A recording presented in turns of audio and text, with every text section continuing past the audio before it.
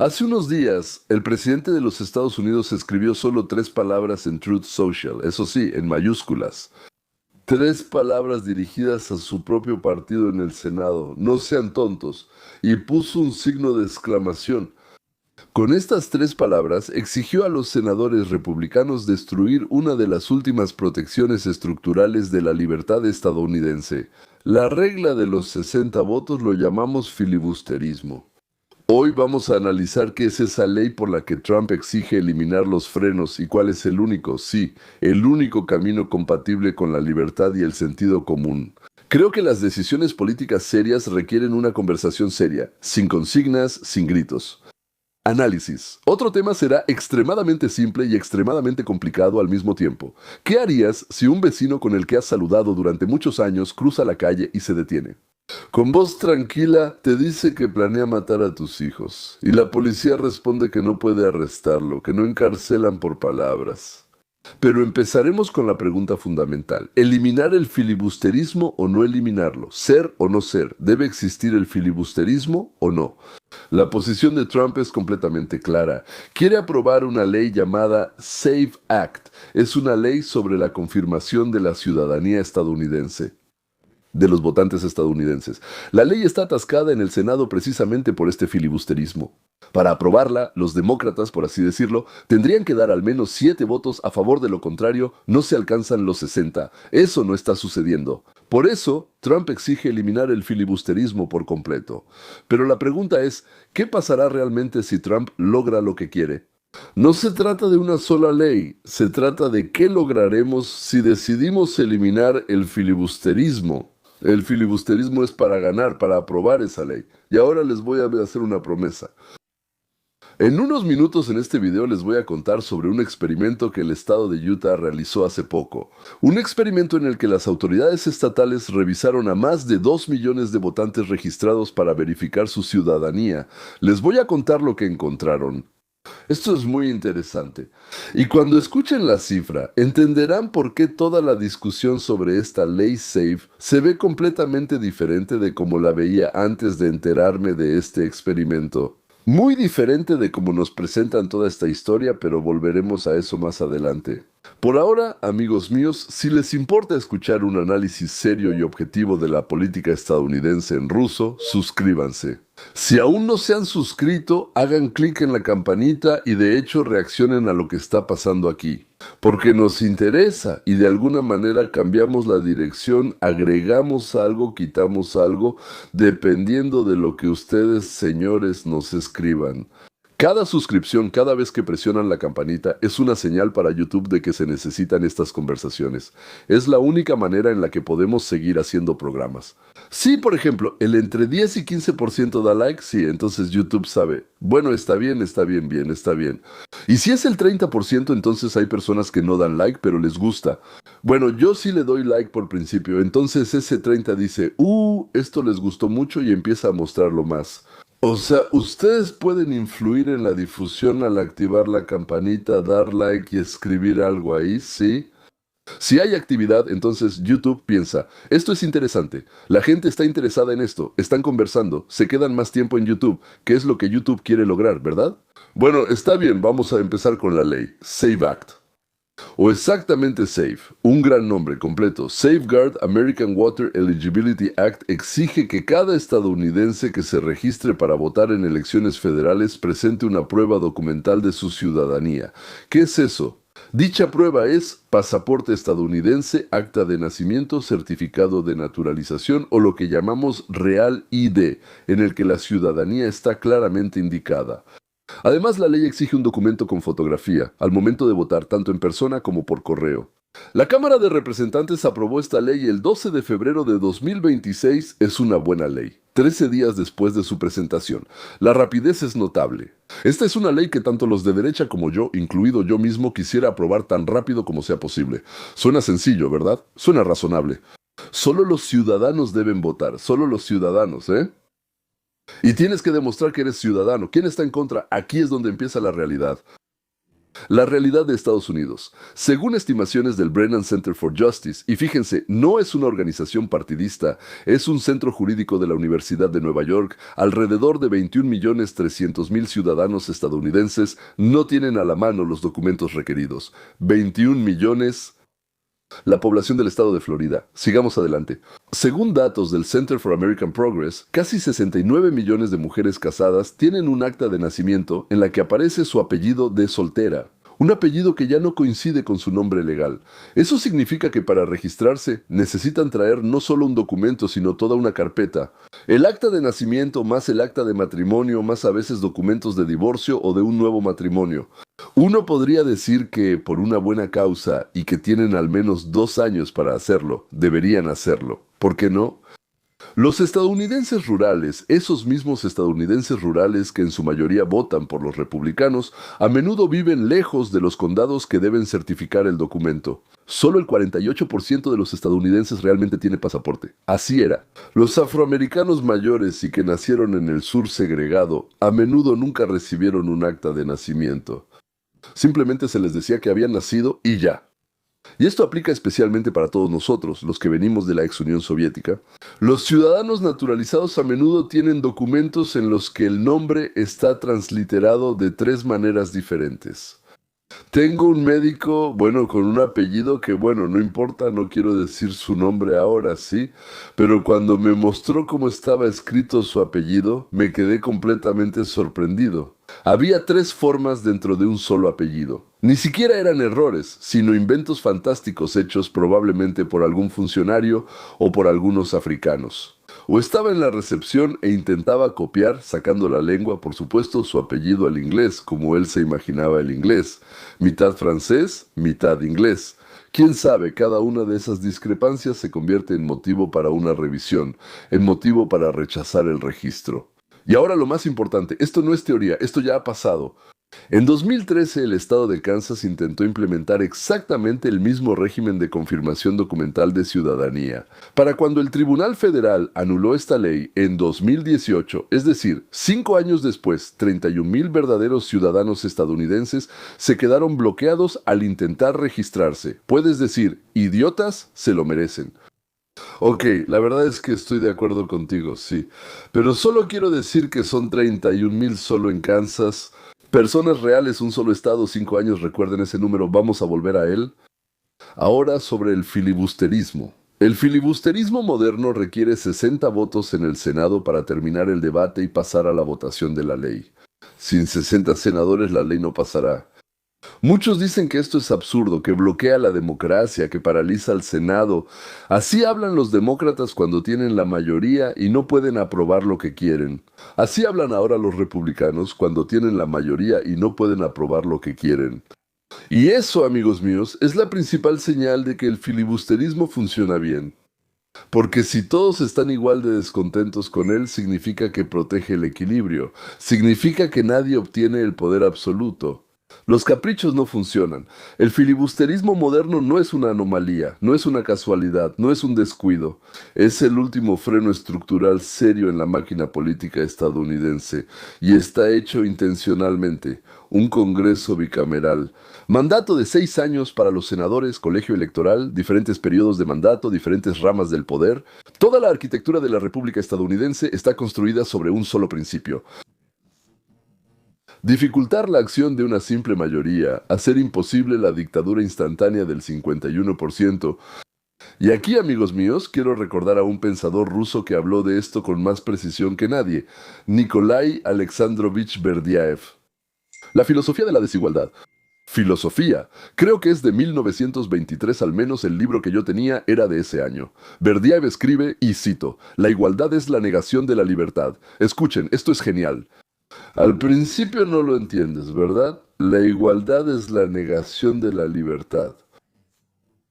Los demócratas siempre nos llaman a la igualdad. Los socialistas siempre nos llaman a la igualdad. El hombre dice, la igualdad es la negación de la libertad. Piensen en esta frase. Además, la envidia, escribe Berdyaev, está en la base de la igualdad. El patos de la igualdad. La envidia está en la base del patos de la igualdad. Eso es lo que él escribió, ¿verdad? Y lo más importante, es algo que llevo citando durante muchísimos años. La libertad es el derecho a la desigualdad. Segundo canal, por así decirlo, que llamo más o menos educativo, ¿sí? No es educativo, pero es educativo, ¿verdad? Ahí arriba está escrito eso, la libertad es el derecho a la desigualdad. Ahora pueden preguntar, ¿y qué quería decir Berdyaev o qué quiero decir yo o él con eso? Esto es lo que él y yo queremos decir. El deseo de someter a la minoría a la simple superioridad numérica de la mayoría es una capitulación espiritual ante la igualación. Se juntaron 10 personas, de ellas 3 trabajan duro, estudiaron, tienen buenos ingresos y 7 solo se la pasan haciéndose los tontos. A banca o a algún tonto o a alguien más, ellos solo se están haciendo los tontos, ¿verdad? Entonces todos se juntaron y votaron para quitarle la mitad del dinero que gana ese trío que trabaja duro y repartirlo entre ellos para que puedan seguir haciéndose los tontos.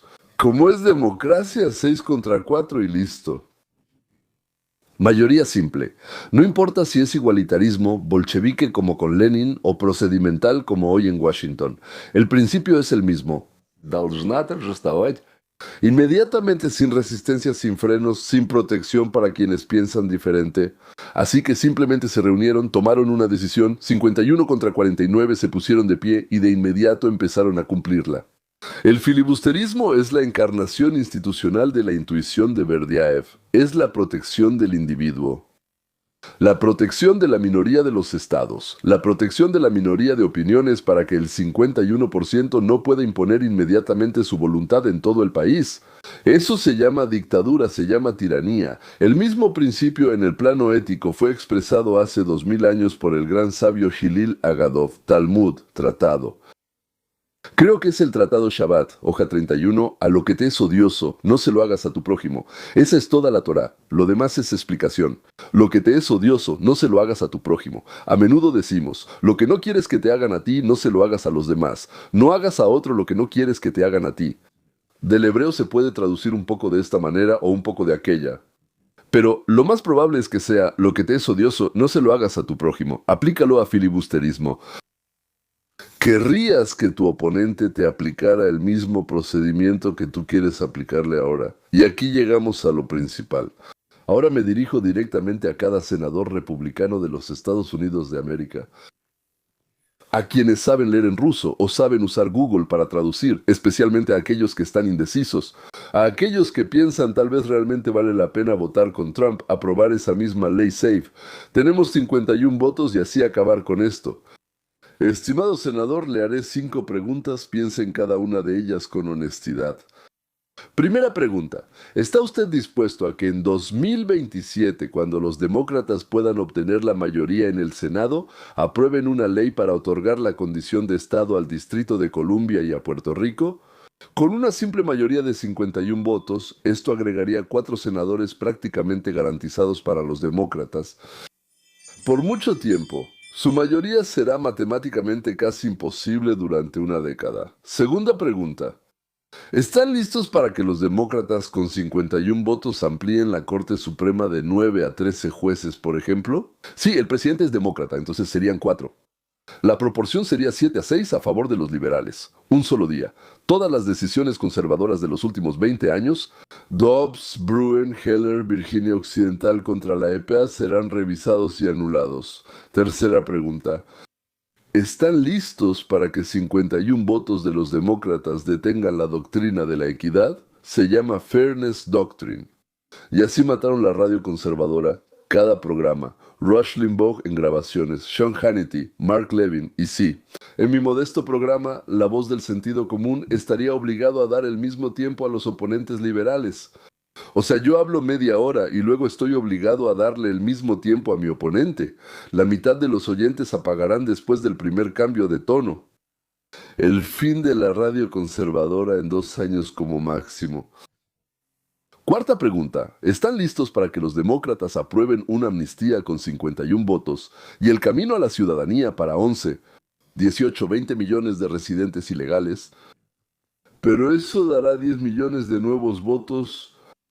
Nuevos votantes en el transcurso de una década. ¿A quién? A los demócratas. El mapa electoral de Estados Unidos cambiará para siempre. Texas se convertirá en un estado demócrata en un solo ciclo. Estimado senador, si la respuesta honesta a cualquiera de estas preguntas es no, entonces, según el principio de Hillel, hoy está obligado a votar en contra de la eliminación del filibusterismo. De lo contrario, usted mismo le está entregando el cuchillo a su oponente, con el que mañana lo apuñalarán. Y cuando le digan que en cuanto los demócratas lleguen al poder, de todos modos lo harán, mire hacia atrás. Por alguna razón no lo hicieron en los últimos 8, 10, 15, 20 años con Obama, con Biden. Esto no es una metáfora poética, es aritmética, son consecuencias, es la realidad en la que sus votantes, sus verdaderos votantes, van a vivir.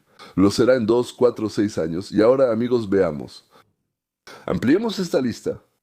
¿Qué más pueden hacer los demócratas? Si tienen la oportunidad, entonces la decisión será por 51 votos si se elimina el filibusterismo. Déjenme enumerarlo rápidamente por categorías.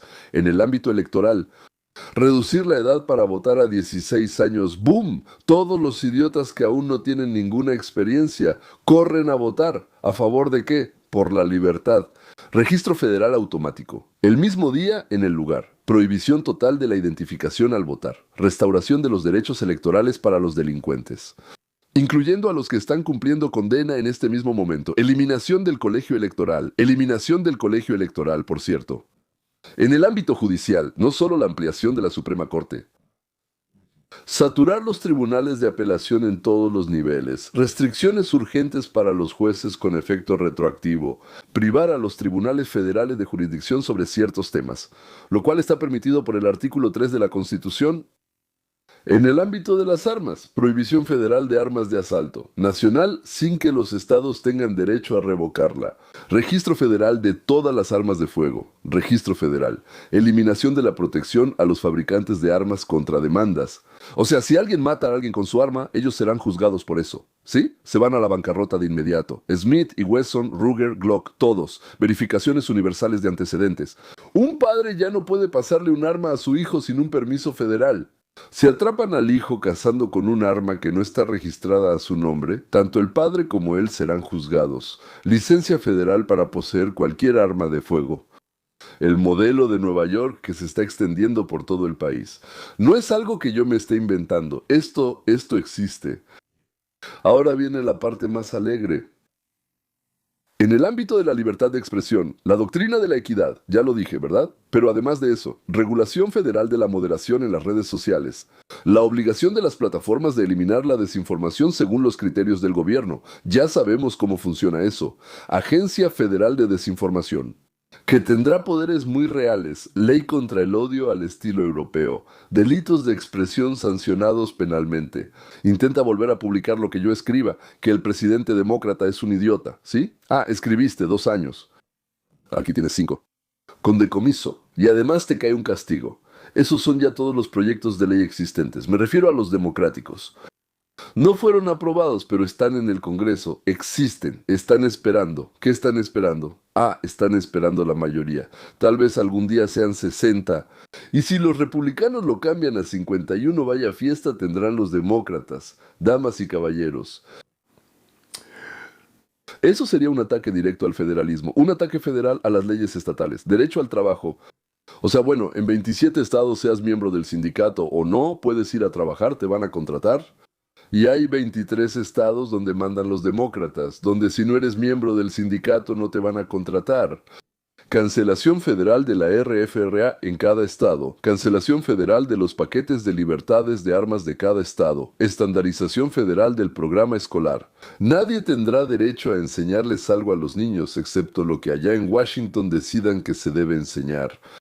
¿Ustedes quieren eso? En otras palabras, toda la agenda de los estados como laboratorios por la que los conservadores han luchado durante 70 años se elimina con una sola votación de mayoría simple. Y esto no es un escenario de terror. Esto, una vez más, son proyectos de ley existentes que están en el Congreso. Ya están escritos, ya están preparados y solo esperan su momento. ¿Qué los detiene?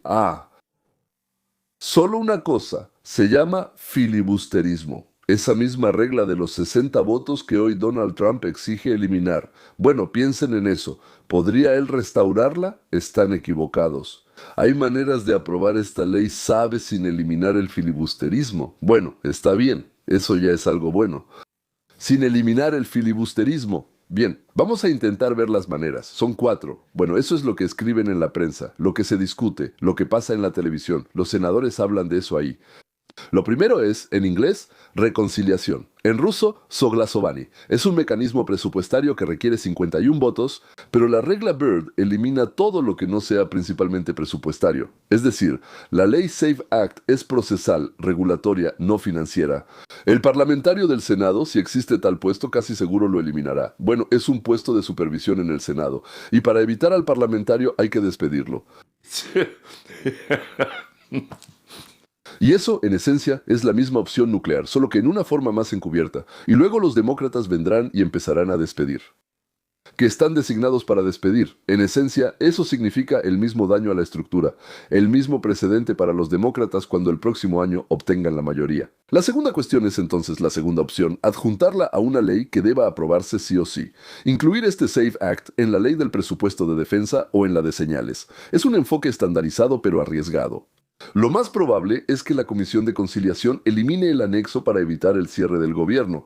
Y de nuevo, si tienen derecho, los mismos demócratas podrían adjuntar a la ley de financiamiento del Pentágono la ampliación del derecho al aborto o el control de armas. Bueno, lo que sea. Sí, el precedente funciona en ambos sentidos, o sea, de nuevo, no es muy bueno. La tercera restauración. Bueno, el llamado filibusterismo. Recuerda la película, ¿verdad? El señor Smith llega a Washington y todo eso. O sea, obligar físicamente a un demócrata a pararse y hablar desde la tribuna sin parar. Menos radical que la eliminación total, pero aún así requiere 51 votos para cambiar las reglas. Y el líder de la mayoría en el Senado, John Thune, ya lo dijo públicamente, bueno, no tenemos esos votos. Lo cuarto es una orden ejecutiva. Bueno, él ya firmó una orden en marzo del 25 que exige confirmación documental. Pero al final quien decide es el Congreso. O sea, todo esto regresará de nuevo, por así decirlo. Tribunales, tribunales, tribunales y regresará de nuevo. Los 4 caminos alternativos tienen una característica en común. O destruyen el mismo freno estructural que la anulación directa, o están destinados a perder en los tribunales, o ambas cosas al mismo tiempo. Pero hay un quinto camino, un quinto punto. El quinto siempre es bueno, ¿verdad? Probablemente sea el único camino compatible con la libertad. El quinto es ese, ¿cómo se llama? El artículo 5 de la OTAN, ¿no? El único que realmente importa ahí. Y ahora, como prometí al principio del video, les voy a contar sobre el experimento en Utah. Por eso, como ya dije, me cambió en la cabeza, en la mente, en el cerebro, en esa materia gris o en esas células grises de mi cerebro. Algo cambió en mí. La Constitución de los Estados Unidos, en el artículo 1, sección 4, claramente otorga a los estados el poder primario sobre el tiempo, los lugares y la forma de llevar a cabo las elecciones federales. Cada estado decide cómo envía sus votos, cómo los organiza y los envía. Al estado se le asigna cierta cantidad de votos y él decide de qué manera enviar esos votos, ¿verdad? No es una coincidencia. Es una distribución consciente del poder que refleja precisamente ese principio federalista, no algo que venga todo desde el centro, ¿verdad? Que los derechistas de hoy proclaman, pero lo violan regularmente cuando nos conviene, señores. A principios del año 26, 2 estados ya tenían ciertos requisitos para la confirmación de la ciudadanía, y solo este año se sumaron otros 4. En 24 estados este año se han presentado o siguen avanzando 41 proyectos de ley sobre el mismo tema. En Iowa la ley ya pasó por una cámara, digamos, ¿sí? Pronóstico realista. Para finales del año 27 alrededor de, bueno, unos 20 o 22 estados tendrán algún tipo de régimen de confirmación documental de la ciudadanía. Y eso, amigos míos, es normal. Eso es el federalismo en acción. Bueno, y ahora lo principal, lo que prometí. Aquí está Utah. Utah es un estado que acaba de aprobar su propia ley y recientemente completó una de las revisiones más exhaustivas de los registros electorales en la historia de Estados Unidos. Las autoridades estatales revisaron a más de 2 millones de votantes registrados, más de 2 millones. Un caso de registro de un no ciudadano y 0 casos de votación porque esa persona que se registró no fue a votar. 1 y 0. De más de 2 millones, por cierto, ¿verdad? Los datos federales del Servicio de Ciudadanía e Inmigración de los Estados Unidos muestran lo mismo. El 0.04% de los casos de verificación de votantes arrojan una señal de posible no ciudadano. Y la señal, repito, no significa confirmación. Las auditorías de Carolina del Norte, Georgia y Ohio en las últimas décadas encuentran decenas de casos de registro incorrecto, ni siquiera de votación, de registro, no miles ni millones, decenas. De nuevo, quiero decir una vez más que es mejor hacer todo lo posible para prevenir cualquier posibilidad, ¿sí? Pero solo recordemos Kansas. Recuerden, les pedí que recordaran a 31,000 ciudadanos reales, resultó que fueron bloqueados. Ellos mismos son unos idiotas apestosos, ellos mismos no fueron. Son culpables, culpables, culpables. Nosotros ni siquiera queremos que esos idiotas voten. Todo está claro, ¿verdad? Pero el hecho de que 31,000 ciudadanos reales estén bloqueados, es decir, para protegerse de un problema que estadísticamente es casi nulo. Otra vez, una vez más. Mejor, es mejor hacerlo. ¿Pero a qué precio? Esa es la respuesta. Eso es lo que muestra el federalismo cuando se le permite funcionar. Utah hizo un experimento. El experimento produjo datos. Los datos dicen, el problema es muy pequeño. Y nos dicen, para resolver este problema tan pequeño hay que eliminar el filibusterismo, lo que traerá una enorme cantidad de problemas. No es cuestión de si se debe o no. Bueno, claro que se debe, por así decirlo. Pues lo corregimos por si acaso, porque en el futuro podría pasar, ¿no? Pero si esa corrección lleva a... Eso no es justo, no está bien, no es bueno, pero así es la vida. Y no podemos hacer nada al respecto porque tenemos a la mitad del país que quiere otra cosa, ¿verdad? Esa es precisamente la función del Laboratorio de los Estados, de la que hablaba Andrew Galambus, astrofísico y fundador del Free Enterprise Institute en Los Ángeles, quien desarrolló Volitional Science. Eso es de lo que intento hablar en el mapa de ruta hacia la libertad, que toma esto como una de las principales garantías de la libertad. Radio de impacto reducido, decisiones reversibles, información local para el debate a nivel nacional. Pero si realmente tomamos en serio la ciencia, las ciencias sociales como ciencias, debemos estar dispuestos a actualizar nuestras creencias según los resultados de la experiencia. Eso es honestidad intelectual. La experiencia de Utah socava la justificación de la ley federal, no la confirma.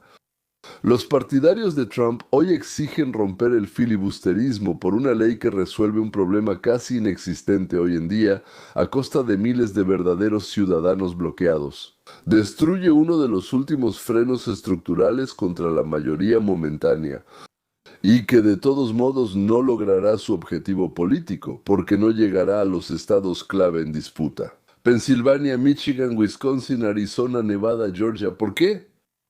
Porque ahí los demócratas tienen gobernadores, ahí los registros están divididos, ahí hay precedentes judiciales que bloquean esas medidas y eso no cambiará la matemática electoral presidencial. O sea, toda la lucha, que apoyo por completo, la apoyo, pero toda la lucha es inútil. Un mal acuerdo según cualquier criterio. De cualquier modo, pero quiero terminar de todos modos en una nota optimista y aquí está el porqué.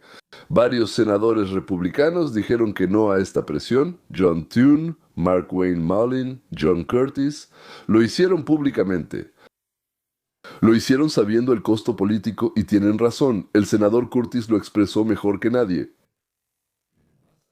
El filibusterismo, la existencia del filibusterismo, nos obliga a buscar un terreno común. No puedes simplemente venir y golpear con un mazo en la cabeza, ¿verdad? Hay que buscar un terreno común. Es una frase sencilla y es Hillel, traducido al lenguaje de un senador estadounidense. No le hagas a tu oponente lo que no deseas para ti mismo. Obliga a buscar un acuerdo. Mantén los frenos. Por mucho que ahora quieras acelerar, después, cuando el poder cambie, él acelerará de una manera que realmente no te gustaría. Berdyaev, en la filosofía de la desigualdad, advertía, la libertad es el derecho a la desigualdad. Bueno, ya lo he dicho y lo seguiré diciendo. La libertad es el derecho a la desigualdad. En la arquitectura política, esto significa el derecho de los estados a ser diferentes, el derecho de las minorías a ser escuchadas, el derecho de las instituciones a mantener sus frenos, incluso cuando la mayoría realmente quiere ir sin frenos. Hoy, la derecha estadounidense se enfrenta a una elección: usar el poder federal, como lo han hecho los izquierdistas durante los últimos 70 años, o recordar ese federalismo verdaderamente federal que los conservadores siempre han declarado como su principio. ¿Y saben qué? Tengo razones para ser optimista. Y ustedes también. Los estados de Florida, Utah, Mississippi y Dakota del Sur están siguiendo su propio camino, el camino de la Constitución. La experiencia de Utah nos dio datos que hacen posible una conversación honesta. Ahora podemos hablar teniendo estas cifras, estas conclusiones frente a nosotros. Tenemos 2000 años de sabiduría acumulada sobre cómo preservar la libertad. La libertad se protege no con gritos, no con opciones nucleares, no destruyendo instituciones por una victoria momentánea. La libertad se protege con paciencia, principios y confianza en la estructura que los padres fundadores nos legaron. Esa es la regla de oro en la arquitectura política. Esa es la sociedad a la que debemos aspirar. Una sociedad de la regla de oro. Y una vez más, hablo de esto en nuestro otro canal que se llama Hoja de Ruta hacia la Libertad. Y mientras haya senadores dispuestos a decir que no, a no ceder ante la presión por principios, mientras haya estados dispuestos a hacer lo suyo según la Constitución, mientras haya oyentes, ustedes, mis queridos, dispuestos a pensar por sí mismos, ellos se someterán a las consignas. Esta república está viva. Yo creo en eso, estoy seguro de ello. Gracias por ver hasta el final. Si este programa les resulta útil, por favor denle a me gusta, es decir, que les gusta, sí, suscríbanse al canal y activen la campanita para no perderse nuevos programas. Compartan el video con quienes crean que será importante escuchar esto, y cada clic es un voto a favor de una conversación seria en ruso.